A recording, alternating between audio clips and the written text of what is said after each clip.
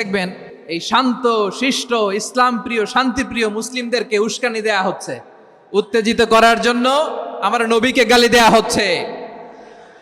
আরশের অধিপতি আল্লাহ রব্বুল ইজ্জাতের নামে এমন অশ্লীল শব্দ ব্যবহার করা হচ্ছে যেগুলো মুখে তোলা আমাদের পক্ষে সম্ভব না। প্রিয় ভাইয়েরা, আমরা আজকের এই চাঁপাইনবাবগঞ্জের বিশাল ঐতিহাসিক তাফসীরুল কোরআনের প্রোগ্রাম থেকে এই এন্টিরিম গভর্নমেন্টের কাছে বিনীত আবেদন জানাতে চাই, আপনারা শান্তিপ্রিয় মুসলিম জনতার ধৈর্যের পরীক্ষা নেবেন না। ধৈর্যের পরীক্ষা আপনারা নেবেন না।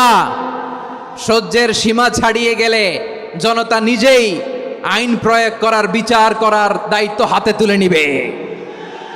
এটা আমরা চাই না, এটা আমরা চাই না, আমরা চাই না। যারা আল্লাহ রাসূল সাল্লাল্লাহু আলাইহি ওয়াসাল্লামের সম্মানকে খাটো করে, আল্লাহ এবং আল্লাহর রাসূলকে নিয়ে কটূক্তি করে, অবমাননাকর শব্দ ব্যবহার করে, অশ্লীল শব্দ ব্যবহার করে, তাদের ব্যাপারে আমরা সর্বোচ্চ শাস্তি কামনা করি।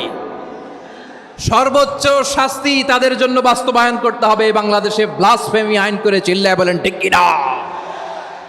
তা না হলে জনগণ যদি বিচার হাতে তুলে নেয়, এই বিশাল জনস্রোতকে থামানো সম্ভব না।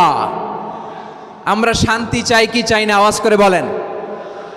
আল্লাহর নবীর বিরুদ্ধে, আল্লাহর রাসূল সাল্লাল্লাহু আলাইহি ওয়াসাল্লামের সম্মানকে খাটো করে কবিতার নামে, গদ্যের নামে অশ্লীল শব্দ চয়নকে আমরা মেনে নিব? অশ্লীলতাকে আমরা মেনে নিব?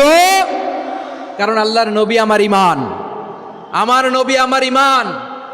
নবীকে ভালোবাসা ঈমানের অংশ শুধু এতটুকু নয়, আমার নবীর ভালোবাসাটাই হচ্ছে ঈমান। চিল্লায় বলো ঠিক কিনা?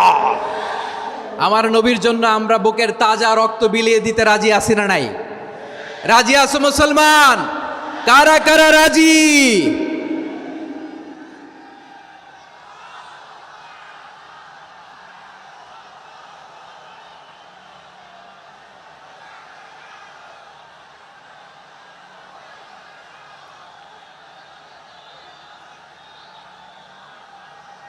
মাশাআল্লাহ, মাশাআল্লাহ।